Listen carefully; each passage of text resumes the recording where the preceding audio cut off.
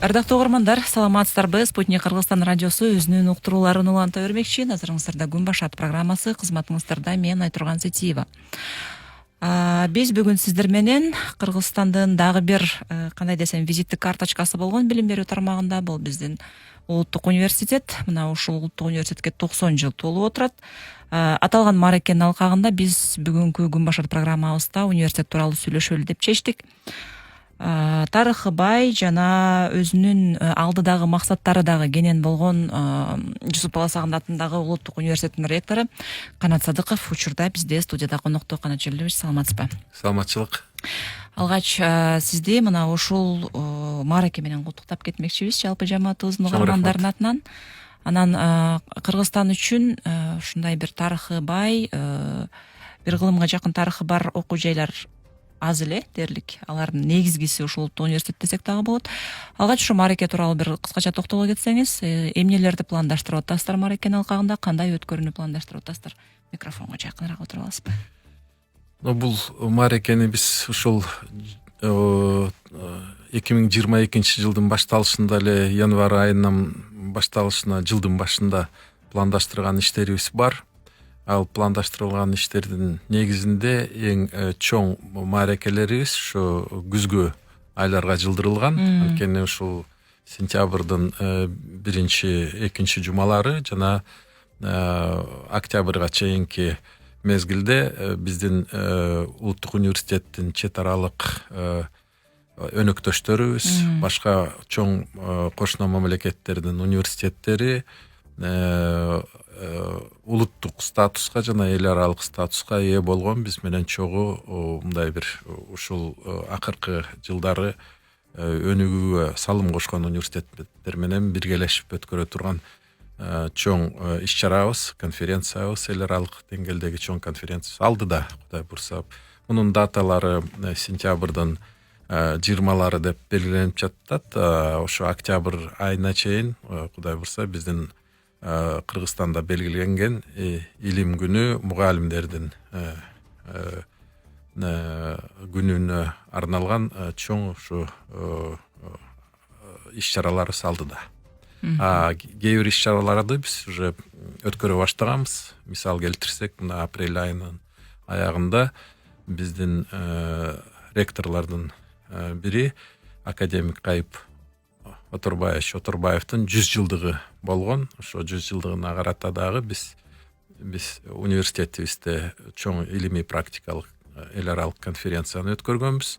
Анын ичинде дагы бир топ ошондой иш-чараларды биз ушу биздин 90 жылдык мааракебизге байланыштуу кылып туруп өткөрүп жатабыз.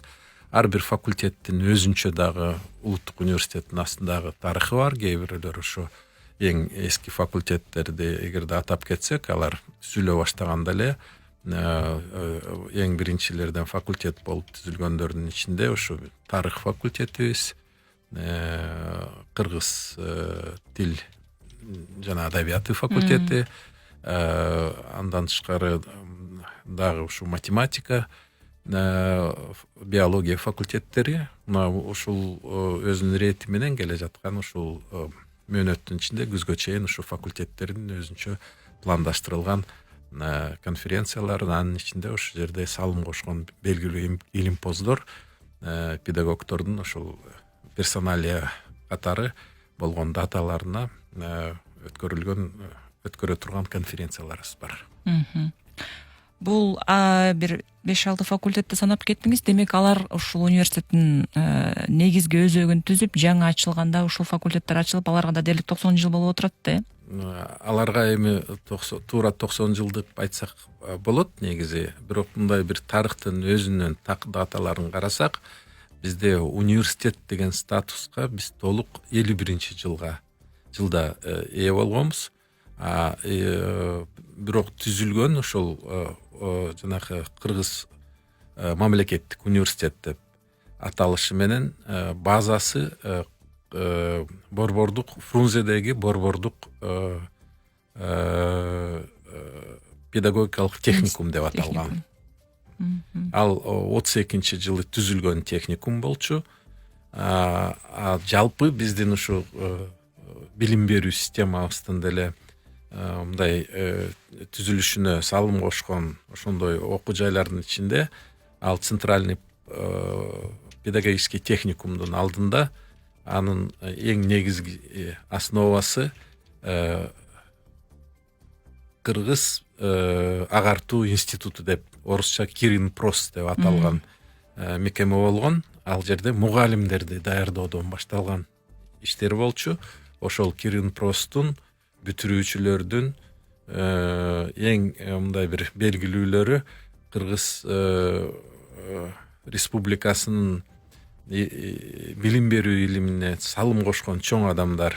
Мисалы, алардын ичинде биздин Касым Тыныстанов, биринчи билим берүү илим министрлердин бири, илим министри эмес, ал жанакы эл агартуу министри болуп аталат. Андан тышкары мисалы ошол эле Токчоро Жолдошев 30-жылдары башкарган министрлерден Ишеналы Арабаев, Сатыбалды Нааматов, алар биздин эң биринчи агартуучулар жана окуучуларга биринчи китептердин авторлору болуп эсептелет. Бул жалпы биздин кыргыз билимине салым кошкон эң мындай бир алдыңкы муундагы адамдар. Алардын негизги салымы ушул жалпы биздин билим берүү системасына өтө жогору болуп эсептелинет. Бул биздин улуттук университеттин түзүлүшүнүн башында турган адамдар жалпы республикалык деңгээлдеги ушу билим берүү системасына дагы жалаң эле жогорку окуу жайлар эмес, ушу мектеп деңгээлинен баштап биринчи ушул жанакыдай араб аривинде жасалган алипелердин авторлору, андан кийин латин тилинде жазылган окуу китептердин авторлору, же биздин кыргыз адабиятынын жанакыдай негиздөөчүлөрү, кыргыз адабиятынын изилдөөчүлөрү биринчилери болуп эсептелет да. Бул абдан мындай бир белгилүү муун. Алардын бир тобу ошол жанакыдай кыргыз агартуу институтунун башында окуучулары болушкан. Бүткөндөн кийин алар уже 30-37 жылдары абдан жогорку деңгээлдеги ошондой бир салым кошкон адамдардан болгон, биринчи эл агартуучулардан. Андан кийинки этаптарда сиздер билесиздер, булардын көбү ошол жанакыдай репрессияга дуушар болушкан. Репрессия башталганы ошол жанакы кыргыз маданиятына, адабиятына, кыргыз тилине көп көңүл бурган үчүн алар националист катары күнөөлөнүп, анан дагы башка бир мындай саясий шылтоолор менен көбү ушул учурларда атууга кетип неме жапа чеккен адамдар. Ооба. Өзүңүз айткандай, ушул улуттук университеттен Кыргыздын көптөгөн каймактары, интеллигенттери, кыргыз билим берүүсүнө чоң илимине салымын кошкон адамдар чыкканда, кийин ошол адамдардын билимге салган чээримен азыркы күнгө чейин келатабыз десек болот. Ал эми азыркы учурда университеттин абалы кандай? Канча факультет бар? Жылына канча студент кабыл аласыздар? Кайсыл багыттарда окутасыздар? Мугалимдер жамааты кандай? Профессор состав? Азыркы учурда университет көп профилдүү университет болуп, окуу жай болуп эсептелет. Эл аралык деңгээлде статусу жылдан жылга жогорулап жатат. Анткени биздин окуу программалар жалгыз эле биздин улуттук стандартта эмес, башка мамлекеттердин стандарттарына дагы кошумчаланып биргелешкен программаларды ишке ашырып жаткан учурубуз. Мисал келтирсек, мына Чыгыш Азиядан баштап батыштагы Франция, Испания университеттери менен биргелешкен биздин окуу программаларды окуп жаткан учурубуз. 2 дипломдуу окутуунун ичинде бизде экономика багыты боюнча Пуатье университети менен азыркы учурда иш жүрүп жатат. Биздин бүтүрүүчүлөрдүн биринчи мууну 2 дипломго ээ болушту. Франциялык Пуатье университети менен улуттук университеттин дипломуна ээ болушту. Бул иш 17-жылы келишим түзүлгөн эки дипломду окутуу боюнча. Андан мурда ошол эле Франциядагы, Испаниядагы университеттер менен биргелешкен ушу жанакы кредит технологияларга таянган жана биргелешкен окутуу дисциплиналар биринчи, экинчи курстардан баштап мындай көлөмү дагы анан мазмундары дагы биргелешкен үчүн биздин студенттердин тандалгандары тил билими абдан жогору жана ошол көрсөткүчтөрү жогору болгонго тандалып үчүнчү, төртүнчү курстарда ошол университеттерде бүтүргөн үчүн программасы бирдей болгон үчүн эки диплом берилип калып ушундай болуп аткан учуру. Андан тышкары мына чыгыш мамлекеттерден мындай бир немесин келтирсек, азыркы учурда бизде магистратура окутуу боюнча бизнес тарабынан MBA дипломдор боюнча биздин экономикалык факультеттерди, бизнес башкаруу факультеттерин бүтүрүүчүлөрүнөн тандалып магистратураны ошол Жапонияда бүтүргөн окуп жаткан учурларыбыз бар. Ал программа ошо Жайка эл аралык ошо ассоциациянын жардамы менен ишке ашырылат. Биздин студенттер ошол тандоолордон өткөндөн кийин окуу үчүн акча төлөмдөрдөн бошотулат, бирок жашоо шарттарына бир аз өздөрүнүн кошкон каражаты менен туруп турушат. Кээ бирөөлөр толук стипендия менен дагы окушат. Жашаган шартына общежитияга төлөшпөйт. Магистратураны бүтүргөндөн кийин биздин эле университетте ошол эле жанагыдай эл аралык байланыштар боюнча факультетте, бизнес башкаруу факультетте, башка факультеттерде 2 жыл иштеп бериш үчүн мындай милдеттендирилген учуру. Бизде акыркы учурларда өзгөчө Түштүк Корея менен дагы жакшы окуу пландар түзүлгөн. Мурда эгерде биз көбүнчө ушу корей тилин курс аркылуу берип жатсак, ашып кеткенде 3 айлык курстарды берчүбүз. Аларга тиешелүү сертификат да берчүбүз. Биздин студенттерибиз каалагандар, кээ бирөөлөр ушу жанакы регион таануу багыты боюнча тарых факультетте окуган студенттер же болбосо журналистикадагы студенттер өздөрү тандоосу менен корей тилин тандаган үчүн алар сертификаттарга ээ болуп жүрүшкөн. Ошол курстардын негизинде 2 жыл мурда, уже 3-жыл болуп баратат. Биз өзүбүздүн келишимибиздин негизинде жана Кореянын 2 чоң ири университеттин жардамы менен биз корей лингвистикасы деген багытты ачтык.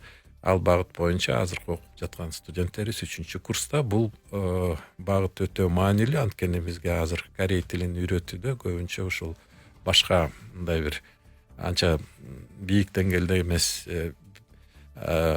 окутуучулар кыска мөөнөткө келип кетишчү. Азыр болсо мына 8 мугалим биздин улуттук университетте туруктуу түрдө ошол факультеттеги ушул адистик боюнча, чет тилдер факультетинде корей тили адистик боюнча, лингвистика боюнча сабак беришет. Алар ошол Кореядан келген мугалимдер. Корей университеттеринен өзгөчө ушул багыт боюнча илимдин докторлору, белгилүү мындай бир тажрыйбалуу педагогдор ошол биздин студенттерге азыр 1-чи курстан баштап азыркы учурдагы 3-чү курска чейинки студенттерге сабак берип жаткан учур. Бул студенттер бүткөндө кандай кесиптин ээси болуп чыгышат? Негизи лингвистика боюнча булар илим жагынан узартууга да мүмкүнчүлүгү бар. Анан жогорку окуу жайларга, орто кесиптик окуу жайларга мугалим катары сабак бергенге ээ болушат.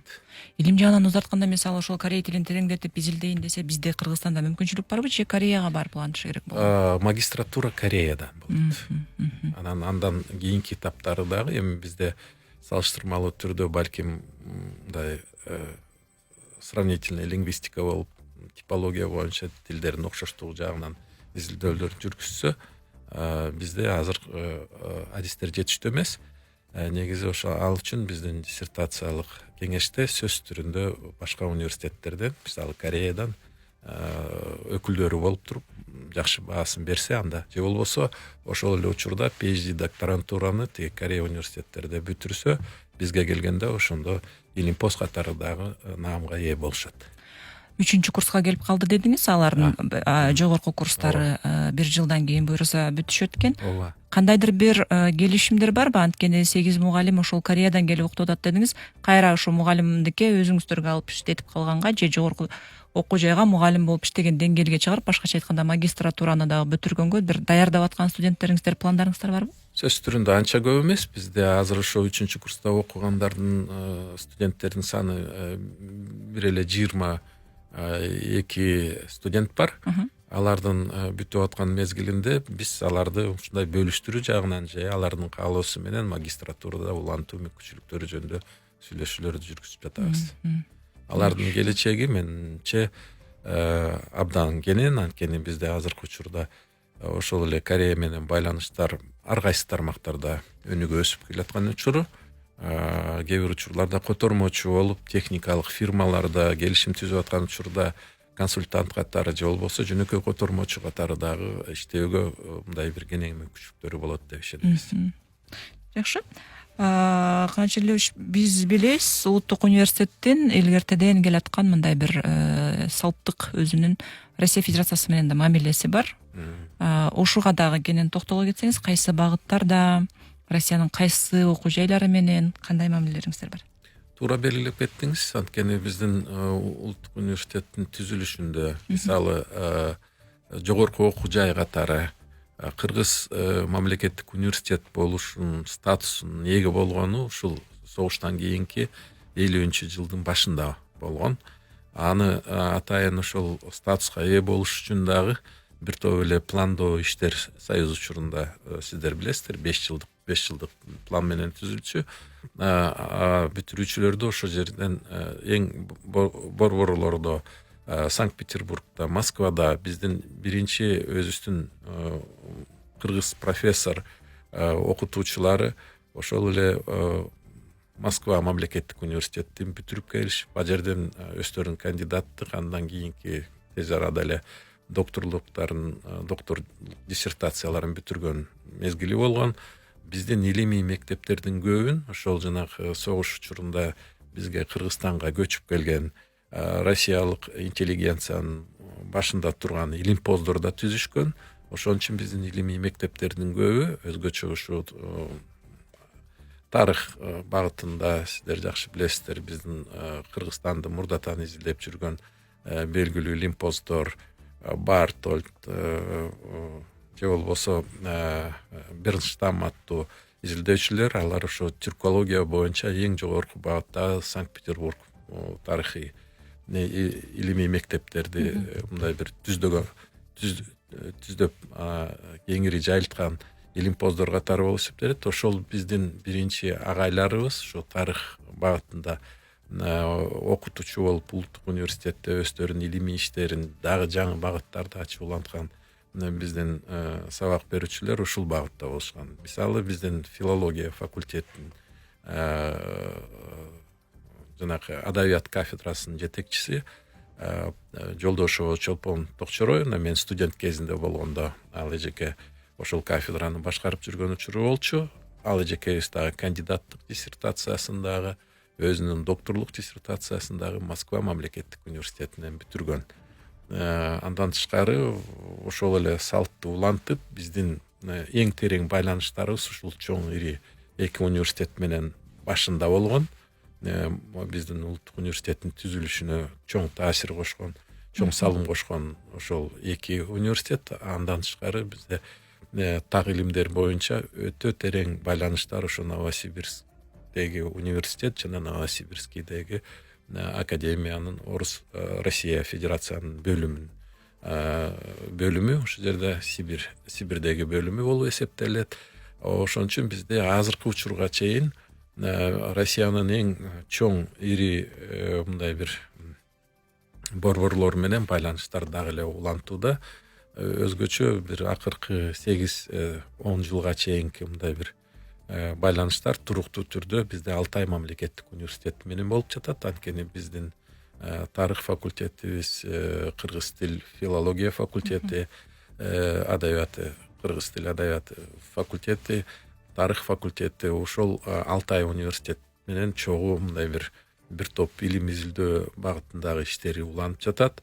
Жалпы биздин ошондой байланыштардын негизинде өзгөчө ушул Сибирдеги Россия Федерациянын чоң ири университет менен байланыштарыбыз бир топ жогорку деңгээлде болгонуна байланыштуу жана биздин алып жүргөн өзүбүздүн ушу Орто Азиядагы миссиябыз улуттук университеттин ушунчалык бир чоң деңгээлге жеткенине байланыштуу 3 жыл мурда Азия университеттердин ассоциациясы буга чейинки түзүлгөн ассоциация Кыргыз улуттук университетти бир ушул базалык университет катары тандап алышкан жана жетекчине ректорду мисалы мени 3 жыл мурда ушул ассоциациясынын президенти катары шайлап ошол ассоциация алдыга коюшкан. Биздин улуттук университеттин мындай эл аралык аброюна бул абдан чоң таасир этти.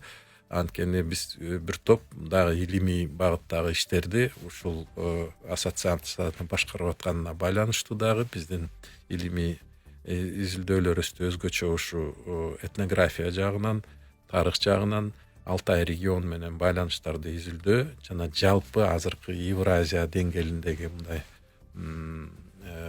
биригүү процесстер өтө мындай кеңири болуп атканына байланыштуу саясий процесстерди дагы изилдөө ошол мамлекеттерде, анын ичине жалаң эле Россия менен Кыргызстан эмес, ортодо жанакы кирген университеттердин ичинде Монголия мамлекетинен кирген университеттери бар, Кытай мамлекетинен кирген университеттер бар.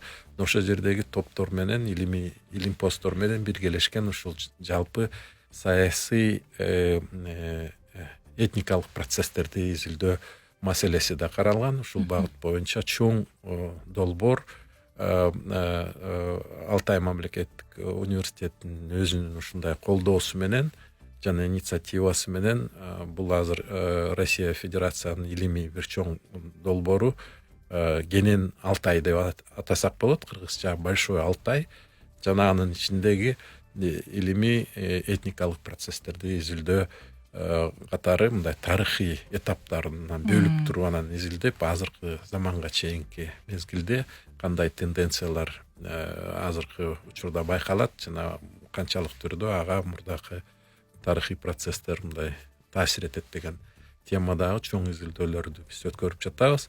Өткөн эле жайдын мезгилинде чоң илимий практикалык конференция Алтай мамлекеттик университетинде болду. Биздин университетте болсо биз жаштар боюнча форум өткөрүүгө милдеттүү болчубуз. Анткени биз базалык университет болуп аталган үчүн жайкы каникулдар учурунда июнь айында биз сентябрдын 15-терине кечирим сурайм, биздин улуттук университеттин Ысык-Көлдөгү жанакы базабыз университет аталган пансионатыбыз бар. Ошондо биз чоң студенттик форум өткөрдүк. Ага 27 университеттин өкүлдөрү келишти, Россия мамлекетинен жана башка.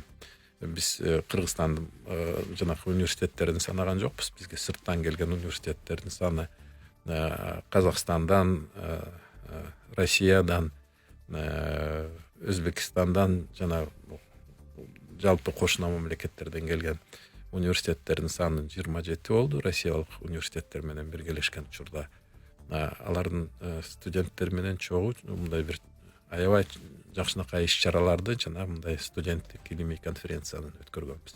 Мына ушул учурда биздин улуттук университет жөнүндө маалымат сиздердин дагы радиосунда ушу немелер рекламдык түрдө дагы же болбосо маалыматтык түрдө абдан кенен маалыматтар берилген.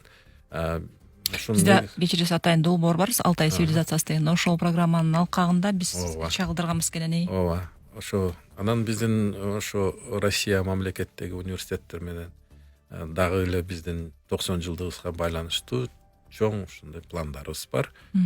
Колдоо алганбыз. Кудай бурса биздин сентябрдагы чоң конференциялардын эң негизги катышуучулары жана доклад мындай өздөрүнүн жанакы немелер менен куттуктоолор менен чыга турган бул белгилүү илимпоздор чоң университеттерин, Россиянын чоң университеттеринин ректору келебиз деген өздөрүнүн макулчулугун беришкен. Биз даярдыктын үстүндөбүз. Жакшы. Демек сиздер көбүн эсе ушул тарых жаатында мындай чоң иштерди жасап атыптырсыздар да, илимге, анан тарых жаатында. Алтай университети менен Кыргызстандын билим берүүсүндө ар кандай улуттук университет жана башка университеттер, анын ичинде улуттук университет өзгөчө тыгыз байланышта болуп атканы албетте кубандырат. Бирок канчалык ошол эле убакта бизде азыр так илимдерде мындай бир аксоо болуп аткан тенденция бар да, жылдан жылга так илимдерде бул эми бир эле жогорку окуу жайлардан эмес, мектептен келаткан көйгөй болуп калып атат. Анан тилекке каршы жылдан жылга так илимдер боюнча чет мамлекетке тапшырган абитуриенттердин деле саны аз, анан деңгээли дагы салыштырмалуу ушул эле кошуна мамлекеттерден төмөн болуп баратканыбызды айтышат да эксперттерчи. Улуттук университет ушул Кыргызстандагы баягы университеттердин эң мындай бир негизги өзөгү катары бул жаатта эл аралык мамилелерде кандай бир байланыштарыңыз бар? Бул жагынан биздин алып барып жаткан иштерибиз жалпы биздин министрликтин багытындагы эң мындай бир маанилүү долбоорлор менен байланыштуу. Анткени мына сиздер көп маалыматтар аркылуу билет болушуңуздар керек. Ар бир региондо азыр бирден атайын мектеп курулуусу жөнүндө сөздөр болуп жатат. Россия Федерациянын 7 областта, анан 2 шаарда. 7 областта жана 2 шаарда жалпысынан 9 мектеп курулат деген сөз. Ал долбоордун ичинде биз азырынча 2 багыт боюнча өзүбүзгө мындай бир жоопкерчилик алып жардам берип жаткан учурубуз. Биринчиден биз ошол региондогу негизги маселелерди ошо стандарттар боюнча, окутуучулар боюнча, мектептердин акыбалдары боюнча жана алардын кадрлык потенциалы боюнча изилдөөнү жүргүзүп бердик. Ал изилдөөнүн негизинде ушул канчалык түрдө ар бир региондо кайсы жеринде жетишпеген учурлары болуп жатканын, жана канчалык түрдө ушул жерге, ошол конкреттүү районго же болбосо тандалган айылга мектеп курса, анын ичиндеги балдардын саны статистика боюнча канча болот, тегерегиндеги дагы канча элди камтыйт. Мына так илимдер боюнча чындап айтканда азыр мугалимдер жетишпей жаткан учуру. Ал ушу мугалимдердин акча төлөмдөрү төмөн болгонуна байланыштуу болгон. Бул бир себеп. Экинчиден биздин жогорку окуу жайларга, мисалы ошол эле биздин математика факультетке, биология, химия факультетке айылдан келген учуру дагы болсо, кайра ошол айылга барып, кайра мугалим болуп кесиптикке кирген учурларында дагы мындай бир жетишпестиктер көп болуп жатат. Ал ошо социалдык акыбалына байланыштуу, мугалимдин статусу жетиштүү болбой, колдоо жергиликтүү бийлик тарабынан, жалпы биздин республикалык бюджеттен жетишпеген үчүн бир топ маселелер бар. Биз ал изилдөөнү ушул жана актуалдыгы чындап эле ушунчалык кандай түрдө экенин изилдөөсүн биз катышып бүтүрүп бергенбиз. Андан тышкары экинчи багыт боюнча биздин эле ушул өзүбүздүн улуттук университеттин күчү менен Россиялык кызматташтык уюм менен биргелешип, биз мындан бир 3 жыл мурда жалпы региондордо ошол орус тилинде ушул так илимдер боюнча сабак берүүнүн маселесин карап туруп, анан ошол жерде жетишпестиктер болгонуна байланыштуу жогорулатуу курстарды өткөргөнбүз. 7 регион болсо, 7 регионго бизден ошо Кыргыз улуттук университеттин мугалимдери барышып, мурда көбүрөөк эле мындай маселелер орус тилдин өзүнүн сабагын берүүчүлөргө бурулчу, орус тил мугалимдерин жанакы жогорулатуу курстарына эле каражаттар бөлүнчү. Бул жагынан ушу ачык айтсам деле болот. Мен бизге Россотрудничествонун жетекчилери келгенде мен айттым: силер бир багытта иштеп атасыңар. Бизде жетишпестиктердин көбү ушу так илимдер боюнча, башка жанакыдай биология, химия, физика, математика боюнча сабактарда кыргыз тилинде эмес, орус тилинде берилип аткан учуру жетишпестиктер да байкалууда. Ошол жактагы мугалимдердин сапатын жогорулатуу боюнча, профессионалдыгын жогорулатуу боюнча курстар болбой жатат деп жардам бергенбиз. Эми биздин пландар боюнча жана Россиялык билим берүү министрлиги менен биргелешкен оюбуз боюнча биздин улуттук университеттин астында ошондой туруктуу жанакыдай курстарды жүргүзүү боюнча иштер биздин улуттук университеттин базасында болот. Жана ошол жердеги мугалимдерди, биздин мугалимдерибизди химия, физика факультетте орус тилинде лекцияларды окуп жаткан же болбосо окуй алган мугалимдерибиздин потенциалын колдонуп, биз жалпы ошол 9 мектепке даярдоочу мугалимдерди кайра даярдоо курстарын дагы жүргүзгөнгө ошондой кылып жатабыз. Россиянын планы боюнча көбү билбей жатат, кереги эмнеде деп. Биздин балдарыбыз чындап айтканда азыркы учурдагы потенциалын негизинде башка мамлекеттерге караганда, биздин эле Орто Азиядагы мамлекеттердин ичинен орус тилин билүүсү жогору болгон үчүн биздин жаштар ошо жумуш издеп Россияга баргандар мурдакы учурда мындай бир оор жумушка гана ээ болуп, жана көчө шыпырып же болбосо грузчик катары иштеп жүргөн деңгээлден чыгып кетишип, азыр мындай тейлөө сферага өтүп калганын байкоодобуз. Алар уже чоң ири компанияларда мындай бир иштешип, өзүнчө бир мындай бир жакшы туруктуу айлык алганга ээ болуп, анан ушул артыкчылыгы билинип жатат. Бирок эл аралык конкурстарда сиз айткандай ушул жанакы биздин балдардын көрсөткүчтөрү анча жогору болбой жатканы ачык айтыш керек. Бул жалпы азыр мугалимдердин мындай бир потенциалы анча жетиштүү болбой жатканына байланыштуу. Жакшы мугалим сөзсүз түрүндө эми жакшы ийгилик жаратканы ошо конкурстарда, олимпиадаларда жеңүүчүлөрдү даярдап ошондой деңгээлге чыгарганга жетиштүү болушат. Бизде көбүнчө байкасак Сапат мектебин бүтүрүүчүлөр ошондой деңгээлге өсүп келатышат. Анткени ал жерде орус тилден эмес, көбүнчө англис тилинден сабак берилгени үчүн жана англис тилиндеги олимпиадаларда ийгиликтерге мындай ээ болуп жаткан окуучуларды көрөбүз мектеп деңгээлинде. Анын дагы бир эле секрети бар. Ошол жыл Сапат мектебинде иштеген мугалимдерге айлык маянасы жалпы мектептерде жөнөкөй мамлекеттик биздин эле стандарт менен иштеп аткан мектептердеги мугалимдердин айлыктары төмөнүрөөк болсо, тиякта болсо тандалган мугалимдер барышат. Алар балдар менен атайын ушул олимпиадага даярдоочу ыкмалар менен иштешет. Буга болсо жөнөкөй мектептерде анча көңүл бурбаганы дагы байланыштуу. Так таланттуу балдарыбыз бир топ бар, ар бир тармакта издесек табылат. Аларга жетишпеген тажрыйбалуу мугалимдер деп айтсак. Ооба. Канчалык дистанттык окуу деген биздин окуу жайларга жаңыдан кирип баштаган убакта, жаңыдан эмес, кирип баштагандан кийин пандемия болуп калды дагы, бул процессти баягы тездетип жиберди да. Сиздер дагы алгандай бул дистанттык окуу боюнча, анан онлайн окуу форматтары боюнча жакшы жагы көп окуу жайлар баягы чек араны жоюп, ошол эле сиз айтып аткан беделдүү чет мамлекеттик окуу жайлардын мугалимдерин дагы тартып, керек болсо ошол түз окутууга дагы жетишип атышат да. Ушул жагынан токтолуп кетсеңиз, сиздерде кандай аракеттер? Бул процессти биз деле анализдеп көрдүк. Негизи башында биз көбүрөөк дистанттык форматты, ошол заочный форматта берип жаткан учурубуз көбүрөөк болгонуна байланыштуу. Чындап айтканда биз анча жетиштик деп мактанууга мындай бир мындай немебиз барбайт да. Ачык айтканда өзүбүздүн деле көңүлүбүз. Анткени ал дистанттык окууну тандаган балдар үчүн даяр болгон мындай онлайн форматындагы лекцияларыбыз же болбосо техникалык каражаттарыбыз деле жетиштүү эмес болуп турган учурунда белгилеп айтсак болот.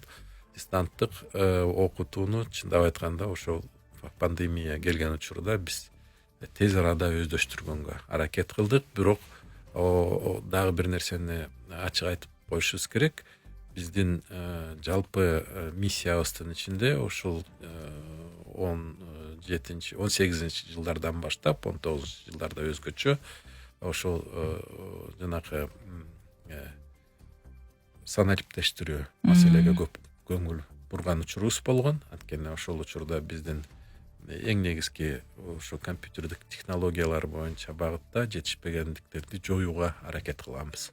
Материалдык жагынан дагы көбүрөөк көңүл бурганбыз. Биздин ошол жанакы компьютерлердин, серверлердин сапасын жогорулатууга, ошондой жаңы муундагы компьютер менен серверлер менен камсыз кылуу маселеге көңүл бурган үчүн жана биздин улуттук университеттин өзүнө ичинде ички тармак сеть компьютерлештирилген ошондой өзүбүзчө мындай жанакыдай эң жакшысы 9 окуу корпусубуз болсо, 9 окуу корпусуна кабель менен байланышкан интернетке кошулган учурларыбыз уже даяр болуп калган учурда. Ошого байланыштуу биз жаңы серверлердин муун алып келип туруп, анан ошол жака жайгаштырып, өзүнчө дата центрди ачып, ал дата центрге сөз түрүндө биргелешкен ушул жанакыдай программанын негизинде окуу процесстерди жүргүзө баштаганына байланыштуу биз ошол 2 жылдын 17-18 жылы ошондой иштерди жасай баштаган учурубуз болчу. Уже мындай пандемия келген учурда биз өтө кыйналган жокпуз ошого. Даяр болуп калган турбайсызбы? Даяр болуп калган ошол чөйрө. Андан кийин ошол жанакы карантин болгон учурда жөн эле үйдө жатып алып эле эч жака сыртка чыкпай эле жата бербей, карантин учурунда биз ошол өзүбүздүн ички потенциалдын негизинде мугалимдер үчүн ушул жанакыдай курстарды бере баштадык. Кайсы жанакыдай каражаттарды пайдаланса туура болот, кандай технологиялар менен чыгыш керек, Zoom, Google Meet, Google Class деген немелердин баарын мугалимдерге кыска мөөнөттүү үйрөтүүгө жетишип калдык. Где-то бир жарым жылдын ичинде бир топ биздин улуу муундагы профессорлорубуз дагы ушул немеге көнүштү. Колдонгонго. Анан биз жөн эле айтып атат деген неме эмес, мындай жалпы кантип эле десе жок. Чындап айтканда мен да өзүм таң калаштуу болгом. Биздин бир белгилүү лекторубуз бир талап коюп бериптир. Ушу мени мындай өтө эле мындай чакан жерге камабай, анан бир эле тиги компьютердин жанына отургузбай, класска киргизгилечи депчи. Мен класска киргенден кийин студенттер жок болсо дагы 1-2 лаборантымды отургузуп ошолорго лекция окугандай болсун, мен ошол жерден тартып алсаңар, андан кийин онлайн жанакы өтүп атабы же кандай өтүп атат, мага айырмасы жок. Ушундай ыкма менен сабак берген учурларына дагы абдан бир сүйүнүч менен кабыл алгам. Жалпы айтканда эми булдай технологияларды тез арада өздөштүрүш деле мындай жашына жараша кыйынчылык туудурушу мүмкүн. А бирок бизде ошондой мугалимдерибиз бар болгону мени абдан сүйүндүрдү. Анан эми кемчиликтер да болушу мүмкүн. Техникалык каражат, бул техникалык каражат. Студенттер болсо кээ бир учурларда лекциядан тажаган учурлары да болот. Регистрация кылып коюп уктуу, чала уктуу шылы ошол учурда кыйынчылык учурда биздин бир топ коллективибиз ошол ийгиликтүү бир деңгээлге жетиштик. Андан тышкары өз учурунда сиздер билесиздер, окуучуларга дагы мектеп окуучуларына жардам берүүгө туура келип калды. Анткени биздин улуттук университеттин астында журналистика факультетинин тележурналистика багыты боюнча жаңы мындай бир студия ачылган.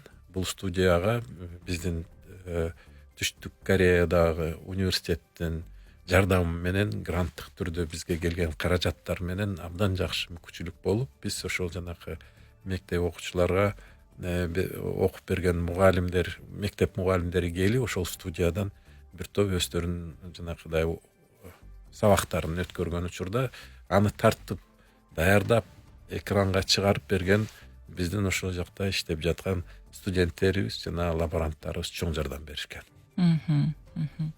Жакшы. Канжалович, бизде ушул азыр эми жаңы Кыргызстанды курабыз деп жалпы реформа болуп атпайбы? Ошонун негизги бир бөлүгү билим берүү тармагындагы бул жанагы мурдагы мамлекеттик заказ, башкача айтканда адистерге болгон мамлекеттик заказды жандандыруу. Өзүңүз айтып кеттиңиз, жогоруда биз изилдөө иштерин жүргүзүп, кайсы аймакка канча адис, кайсы тармактан керек экенин аныктадык депчи. Жалпы республика боюнча ушул аракеттер азыр мындай жетишсиз болуп атат да. студенттер өздөрү келип эле каалаган факультетин тандап эле ошон үчүн жанагындай дисбаланс пайда болуп атпайбы, бир юрист же экономисттер көп бизде деген сыяктуучу. Анан ошону менен эле катар эле мисалы тарых жаатын ала турган болсок, архив кызматкерлери же археологдор ошол эле мындай тереңдетилип окутулбайт да, жалпы тарыхчы болуп эле окутулуп кетет. Ушул көйгөйдү чечүүдө да улуттук университеттин орду чоң. Анан азыркы министр да ошол нерсени кийинки окуу жылынан баштап ушундай биз мамлекеттик заказдарды бере баштайбыз дегендей айтты эле. Демек азыр аракеттер жүрүп атат да, иш башталып атат да. Сиздерде кандай иштер бар да бул жаатын?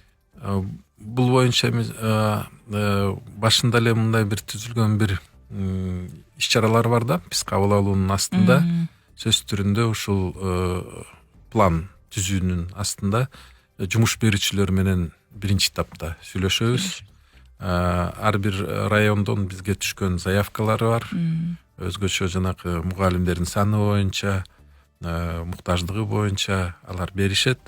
Бирок ачык керек, жетишпегендик ушул бизден эмес, негизи ушу жанакы мен жалпы айткан маселе бюджеттик каражаттардын жана мугалимдердин айлыгы жана статусуна байланыштуу.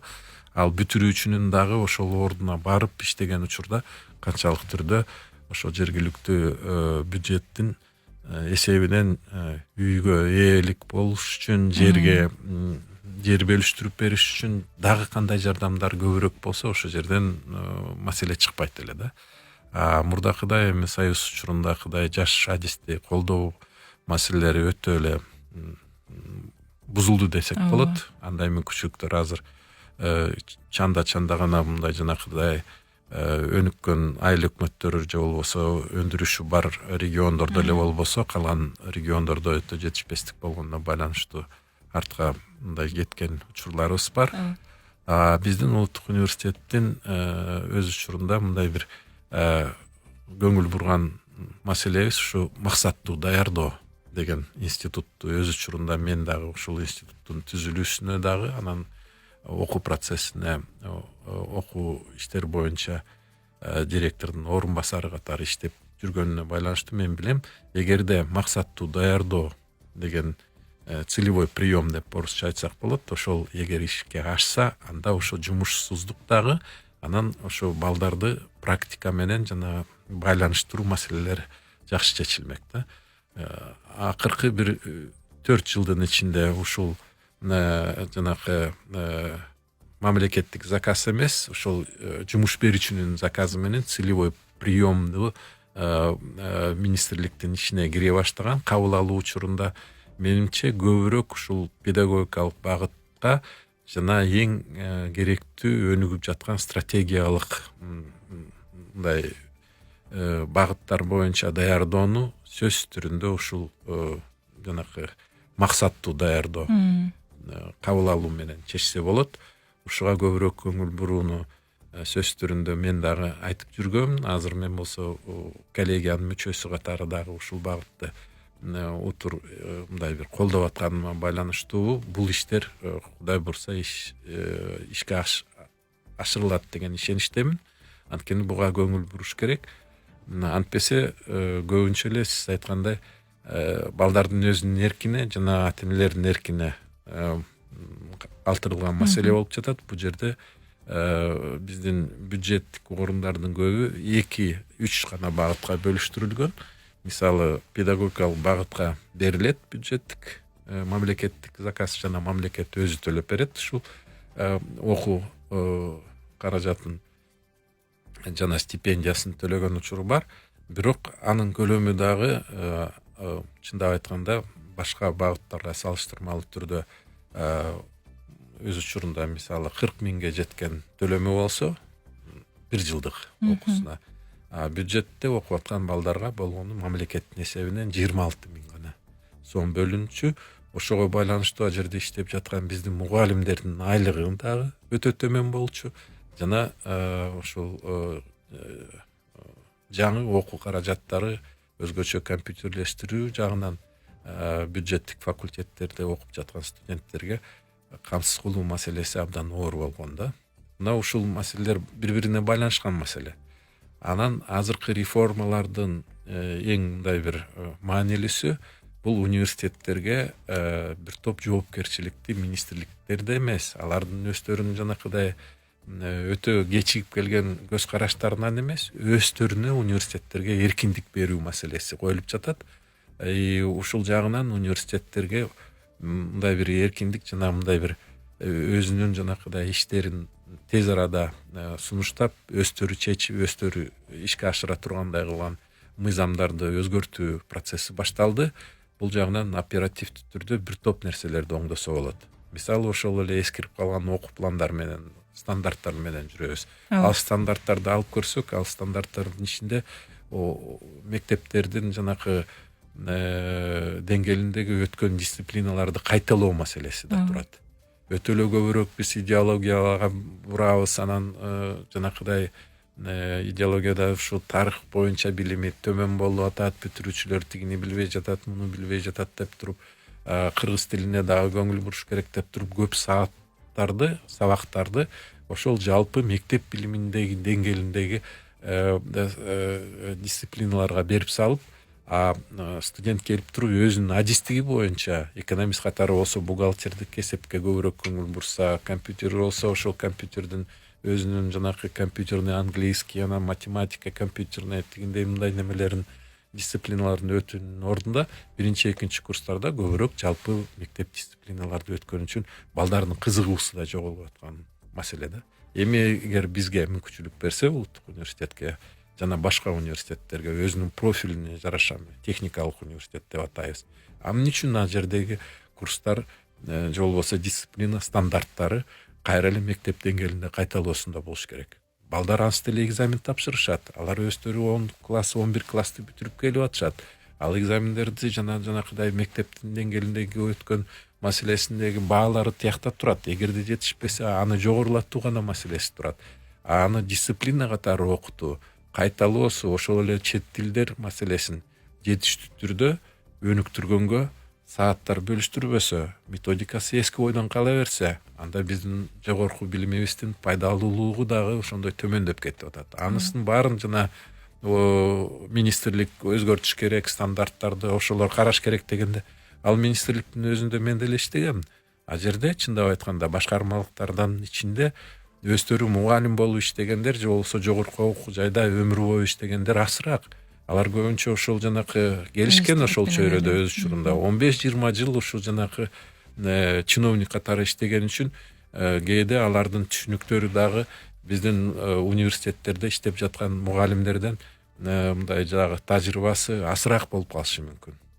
Анысын мен деле көрүп жаткам. Анан көп өзгөртүүлөрдү биз өзүбүз эле министрлик ала берсек, централизация менен келгенде ал формалдаштыруу түрүндө жанакыдай процедураларды текшерүү менен чектелүү, өнүгүүсүнө көбүрөөк мүмкүнчүлүк берүү маселеси мына азыркы келген Алмаз Бейшеналиевдин аракеттери ушул системалык түрдө өзгөртүүлөргө көңүл бурганы абдан жагат да.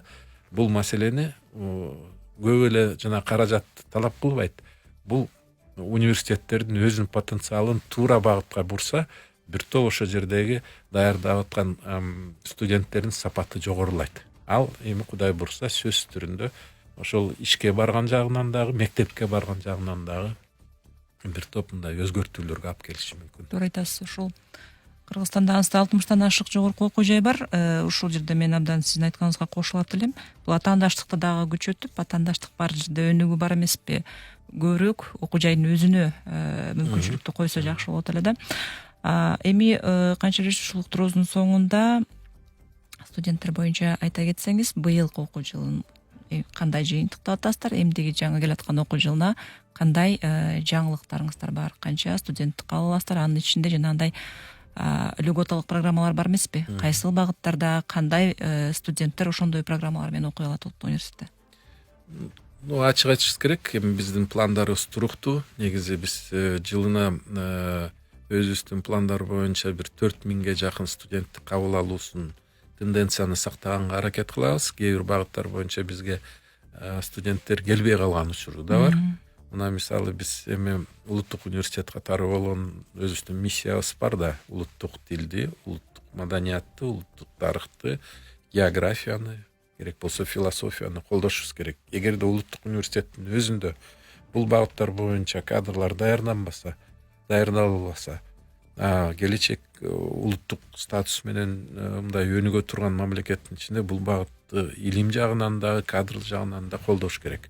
Бирок ага бөлүштүрүлгөн жанагы квоталарга студенттердин өздөрүнүн келүүсү мындай кыйыныраак болуп атат да. Мисалы, бюджетти сурап жатышат, биздин кафедра жетекчилери келип айтышат, эми кантип кыргыз филология боюнча даярдоосунда студенттер келбесин. Келишет кээ бирөөлөр. Мына дагы башка тилдер боюнча келишет, бирок жылдан жылга кыскарып аткан адистиктер бар. Философия багыты боюнча бюджетке келе турган болгону 5 студент болуп өткөн жылы мисалы. Контракт түрүндө такыр эч ким келбесе, биз кантип даярдайбыз ал жерде кыргыз философия боюнча адисти? Же кандай багытта иштешибиз керек? Кабыл алуу маселесин биз азыр анализдеп туруп, ошондой кээ бир туура эмес даярдалып аткан адистиктерди, туура эмес ошо эскирип калган стандарт менен даярдалып аткан адистерди кошумча бириктирүүсү менен чогуу. Ал жалаң эле жанакы философия эмес, дагы ошол эле мындай бир жаңы социологический методдорду дагы изилдеген багыттар менен, ал кааласа кайсы бир фирмаларда ошондой социологиялык изилдөөлөрдү жүргүзүүгө, алып сатууларга тигиндей мындай кылганга анализ жүргүзүүгө ээ болгон мындай мүмкүнчүлүктөр менен даярдалып, ушундай бир стандарттарды өзгөртүш керек деген идеяны министрлик азыр толук колдоп атат. Ошого байланыштуу биз азыр көп стандарттарды өзгөртүүгө алып келип жатабыз. Жана ушул багыт боюнча мындай бир тандап алган адистер орун тапкандай мүмкүнчүлүк түзүп жатабыз. Бул бир. Кудай бурса биз жаңы багыттардын ичинде айтып коеюн, биздер дагы кабыл алуубуз эмне менен өзгөрөт. Көбүнчө биздин байкообуз боюнча мурдакыдай жана юрист даярдоочу факультетибизде кабыл алуу учурунда дагы орун жетишпей калчу. Орун талап болуп, конкурс болуп калчу. 2 жылдан бери ал жерде конкурс деле жок. Келген, биз белгилеген орунга так ошончо балдар келип туруп окуп кетип атышат. Значит, талап бар, бирок байкыдай ачыкча эмес. Бул бир. Көбүнчө талапты азыр ошол компьютердик технологиялар боюнча, программирование боюнча мындай болуп жатканын байкадык. Экономикалык багыттардын ичинде ушу бухгалтердик эсеп жана аудит, эл аралык аудит, же болбосо бизнестин жаңы түрлөрү. Мисалы, алып сатуунун ичинде мурдакыдай технологиялар эмес, электронная коммерция деген багыт боюнча иштесекпи деп ойду биз эмес, бизден тышкары дагы мына анализдеп көрсөк, Кытай мамлекетинде биздин өнөктөш университетибиз, Хэнан университети бизге сунуштады, айтты, биз компьютердик программирование боюнча дагы факультетти түзүүгө жардам берели, анын ичинде бирок ушул экономика багытында электронный коммерциясын дагы биздин окуу планынын негизинде кабыл алып көрбөйсүңөрбү деп сунуштап жатат. Биз ошого байланыштуу атайын институт түздүк. Ал жердеги ушул мугалимдерди дагы Кытайдан келип, англис тилинде керек болсо, же болбосо жанакы азыр Кытай тилин окуп аткан балдарыбыз бар. Алар окуса деле мүмкүнчүлүк түзүп беребиз деген ошондой иштин ичинде жүрүп атабыз. Жаңы кабыл алуу учурунда бизде ушул багыт боюнча жаңы адистиктер сөз түрүндө пландаштырууда. Бирок алар эми мамлекеттик бюджетинен эмес, көбүнчө азыркы жаштардын өзүнүн ушу бизнес тармагында, келечекте ушу өнүгүп аткан, тез өнүгүп аткан жаңы технологиялар багытындагы адистиктердин мындай бир өзүнчө мындай бир специализацияларды көбөйтүүгө аракет жасап атабыз. Ошон үчүн мен толук ишеним менен айта алам биздин студент бүтүрүүчүлөргө, жалпы эле сыртка чыгуу маселеси азыр глобалдаштыруу болуп жаткан учуру, бирок ошону менен коопсуздук жагынан дагы эч ким талап же болбосо гарантия бере албаган учур болуп жатат. Мына Кытай мамлекетинде пандемия болгон учурда биздин көп студенттер кайтып келишти. Биздин эле улуттук университетке өзүбүздүн эле Кытай кыргыз факультетинен 3-4 курстарын бүтүрүп жатышат. Сапат боюнча алар өздөрү айтышты, жетиштүү. Балким тияктан андан да терең билим алышы мүмкүн, бирок азыр эми жанакыдай дистанциялык технологиялар аркылуу үйрөнүп алсак деле болот турбайбы? Бизге ушундай процесс түзүлбөгөнү, сиздер ошого көңүл буруп туруп бизди кабыл алып мүмкүнчүлүк түшкөндөргө ыраазы болуп жаткан учуру да. Бул андан тышкары мен айтар элем, бизде чет тилдердин маселеси мындай бир жакшы деңгээлде өсүп келе жатат. Анан жана мен айткандай, көбүнчө сабак берүүчүлөрү бизде ошо чет мамлекеттин университеттеринин тилчилери келип өздөрү мындай носители языка деп коет орусча, ошол тилде өздөрү сабак берип жүргөн, өздөрү ушун жанакыдай толук адис болгон сабак берүүчүлөр көбөйдү. Мен ойлойм, бул багытка дагы мындай сөз көңүл буруш керек. Анан эми улуттук статусубузга байланыштуу болгон багыттарды биз сактап өнүктүрүүгө толук аракет жасайбыз. Канатчылар, сизге терең ыраазычылык билдиребиз. Ушул иш пландарыңыздардын бардыгы толугу менен ишке ашып, мындай бир улуттук деген статусту кармап, 90 жылдык буйруса бир кылымдык дагы байрамыңыздарды белгилейли чогуу. Келип бергениңизге терең ыраазычылык билдиребиз. Сизге рахмат. Ардактуу угармандар, биз Жусуп Баласагын атындагы Улуттук университеттин 90 жылдык мааракесин алкагында университет тууралуу кыскача маалымат алдык. Биз бул темада циклдык уктурууларды даярдап сиздерге тартуулай бермекчибиз. Студенттердин окууга тапшырышы жана башка чарбалык маселелер дагы алдыңкы программаларда болот. Андыктан биздин толкунда ушул күн баша программасынын алкагында күтсөңүздөр болот. Ал эми бүгүн бизде студияда конокто аталган окуу жайдын ректору, мурдагы билим берүү министри, Евразия университеттер ассоциациясынын төрагасы Канат Садыков болду. Кайрадан угушканча, биздин уктурууну сиздер социалдык тармактагы баракчаларыбыздан дагы көрө аласыздар. Ал жака ой пикир калтырыңыздар.